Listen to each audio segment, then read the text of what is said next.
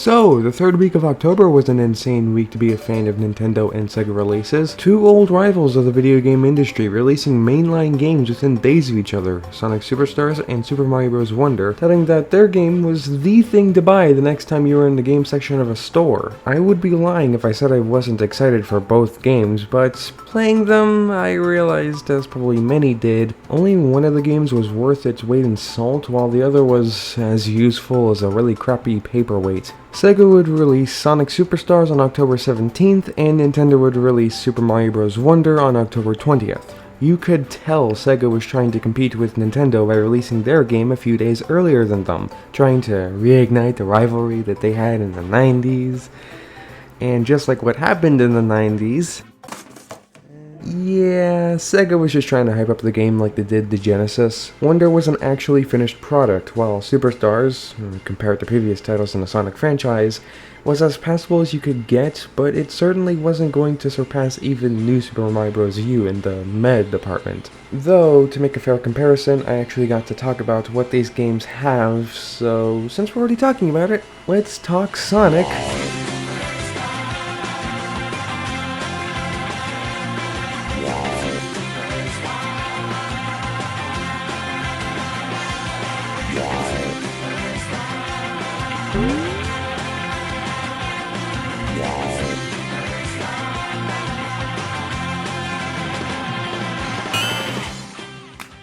Gotta say, this is a good introduction to the definition of apathy. This game's art style is definitely unique compared to previous entries, but it looks like it was just made in Unity. Fucking Christ. The first two zones of Superstars are fine. Bridge Island Zone and Speed Jungle Zone have good ideas at play and present them reasonably well, while being fun to run through and collect everything in. The bonus stages are also pretty fun, with there being two variants of the stage depending on how you got there. However, one of the variants is just a special stage, which, while this is cool, it can get kind of boring, though it gets annoying when I've only experienced the Sonic 1 reference type of bonus stage once, and every other time has been the game's special stage. Superstars also comes with multiplayer. There's local co-op, battle mode, which comes with local and an online option. If this were any other company, I'd be listing off more options, but because it's Sega and they're a bunch of urinal cakes who hate fun, that's all there is. Why do this instead of embracing online co-op where you can just make the connection peer-to-peer? Because fuck the friends you made on the internet, they don't deserve your sympathy. Local co-op, whether it be standard levels or battle mode, is really fun, and online battle is pretty decent too. However, I'd prefer the option to play online co-op if me and some friends from across the world wanted to hop onto the game, because this game in single player is just boring. Sonic and friends do have new abilities now. Emerald abilities, to be specific. What are Emerald abilities? Learn from data. Some Emerald abilities are movement based and others are funny things you can do on a whim as long as you have the ability selected. As you gain Chaos Emeralds, you unlock more abilities you can toy with. However, you have no reason to think of even doing this outside of the random prompts you get throughout a stage. Emerald abilities feel more like an afterthought shoehorned in to make the game look pretty for the trailers. Though, if you do get the desire to try them out, you have two options. One, you gotta tap through the different abilities with the shoulder buttons to get what you want, but this is clunky, slow, and by the time I have the right ability selected, I feel like I did the laundry with a toothbrush. We should have just used the washer. Or two, use the C-stick to select an ability. The C-stick is 10 times quicker than the shoulder buttons, but again, you have no reason to check any of these out because the game doesn't feel like it was designed around them. When I played through this game initially, I hardly used these abilities, with the only exception being this big ring in... Fuck, what was this zone called again? Oh, that's another problem! This game has stages that are really forgettable. I know there was a zone that was heavily based around water, and also there was this other one that was just Roman architecture with golden floors, and this other one that was up straight from Little Big Planet 3. However, the names escape me, and so does the things that went on in these stages. Every zone after Speed Jungle is honestly forgettable, with the only exception being the final zone, and that's because its boss is actually interesting compared to the underwhelming 3-hit disappointments with wasted potential that every other boss is. Though, saying this boss is interesting is like saying this anime starts to get good after season 223 when the Shiitake Flamingo arc begins. Who the fuck is gonna wait through 16 bosses for the game to finally get interesting again?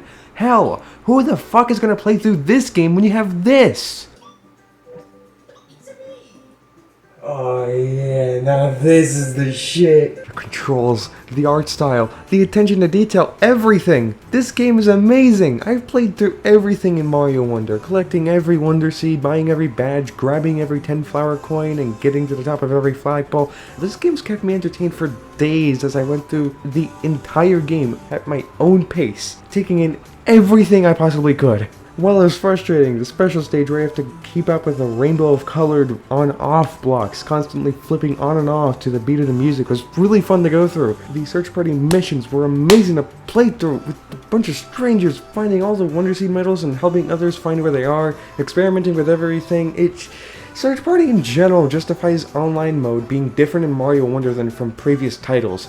Instead of being like Mario Maker 2 or Super Mario 3D World plus Bowser's Fury, you just exist as a ghost to others who exist as ghosts to you. Your only form of communication with others is leading them to places and demonstrating things to them. Wow, this is very much like a ghost. You do also have these little speech bubble things over your head that have little face indicators that you can use to show how you're feeling while playing a level. And this is insanely creative and unique. It's amazing to play with other people in the game like this. Honestly, I applaud Nintendo for this. You can play offline, but you miss out on a lot by doing this. It's truly something else to just hop into a level, see other people running around, and to meet up with them, to find secrets and to complete the level together and just do other things. Just mess around in general. If your offline playthrough of Mario Wonder is feeling kinda boring, try going online instead to spice things up. Or you could ask a friend to join you either in person or through a friends only server. There's one difference between the two. In local co-op, you and your friends are constrained to the boundaries of the screen, while in online friends only servers, you and your friends are able to go everywhere in the level, just with the drawback that you cannot see each other very well, and you won't be seeing the exact same thing.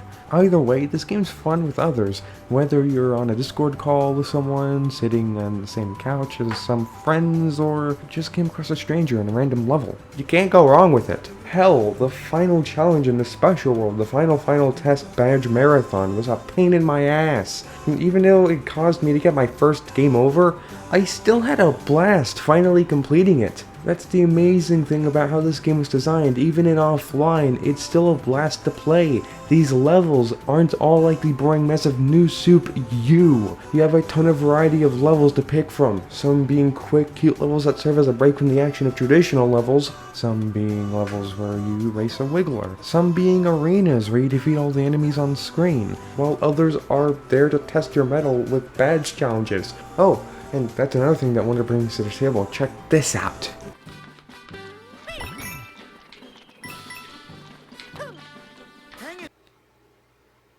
Why can't you do that?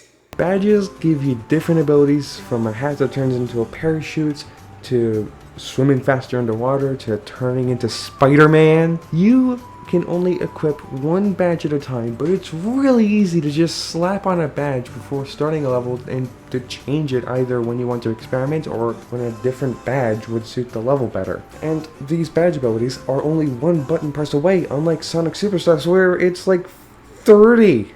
That's the main difference between Super Mario Bros. Wonder and Sonic Superstars.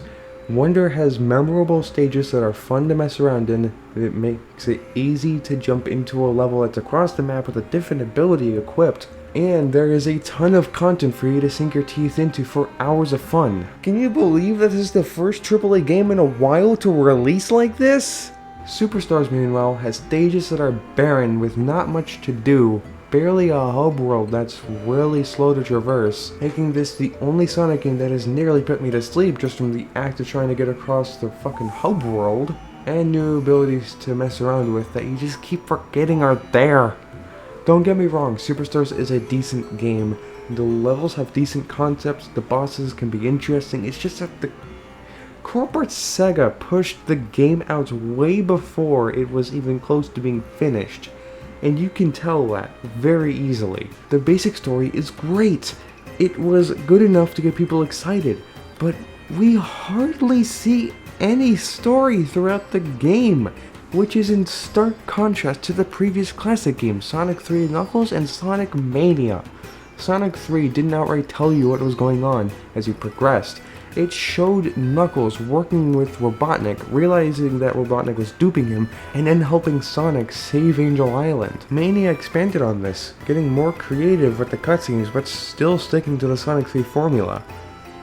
Sega said fuck it and half-assed the formula for Superstars. And on the note of the bosses, they had a ton of potential but were just simply underwhelming. Even the final boss suffers from this, but only for the first phase as far as I've played. After that, it's fun and interesting. Though the bosses alone show how little time Sega gave Sonic Team to really work on the game. Bosses this boring and underwhelming would not have passed as easily in Nintendo.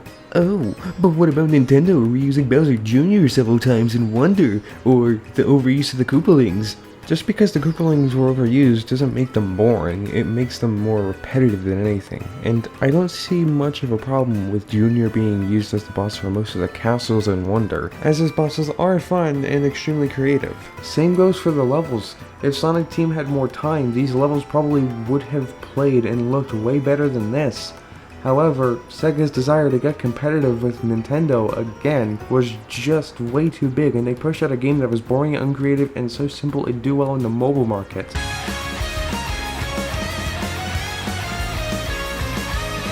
You gotta be fucking kidding! Not only does this look 10 times better than Superstars, they plagiarized Alpha Dream 2?! Sega said they wanted Sonic to overtake Mario, but if they keep pushing out games that are very similar, or if not in the exact same state as Sonic Superstars, I don't see that happening in a million years. With the introduction of Sonic Dream Team, yeah, okay, it's a possibility, but I don't see Apple funding Sonic Team as anything more than just a one-off thing. It's not likely they're going to do it again, at least from my understanding of their company. They're not going to throw funds at a company that can't even support their own goddamn development team. So until Sega starts actually giving Sonic Team enough time and money to develop the games that they're trying to make, I don't see Sonic surpassing Mario within the next decade or longer if it keeps going on for even that long. Honestly, neither of these games are bad, it's just that Superstars was rushed. If you had enough money to buy only one game and had to choose between these two, I'd suggest you buy Super Mario Bros. Wonder, as you'll get the most out of that compared to Mr. Ambitious over there. Hell, if you had enough money for 2 games, I'd still suggest you getting Wonder and save the rest of the cash for something else like food, or use that money to get 2 copies of Wonder and give the other to a friend or family member who will enjoy it. Sonic Superstars is just a rushed game I can't recommend over Super Mario Bros. Wonder. Hell, I can't recommend it over Sonic Frontiers. This game's actually finished, even if some of its updates might be a bit rushed, but I'm gonna take this as an opportunity to talk about other game franchises I'm interested in. Sonic's just been this thing that I latched onto as a kid, because there was an actual story with Sonic, unlike Mario, who was just a reliable guy whose games were, well, guaranteed to be fun. Of course, it's obvious if you've seen my previous videos, I'm not strictly a Sonic guy. I mean, I've played Super Mario 3D World, so, yeah. But I'm just saying this more for myself than the audience. I got ideas brewing for other games I want to talk about, but how can I do that if I have it in my own head that I can only talk about Sonic? I mean, I know people found me because of Sonic, but that doesn't mean they won't stick for WarioWare or Paper Mario. I mean, making essays based around what's most comfortable for you isn't always going to make you happy, especially if you have interests that are outside of some funky blue puffball. So, despite what Sega might be doing right now, I'm going to be taking a break from Sonic to talk about other game ideas that I have on the mind. I could talk about the Wario Land series, mature games on Nintendo platforms, or non-Sonic games on Dreamcast and Saturn. Or I could talk about how disappointing of a sequel this was to one of my favorite games on Wii U.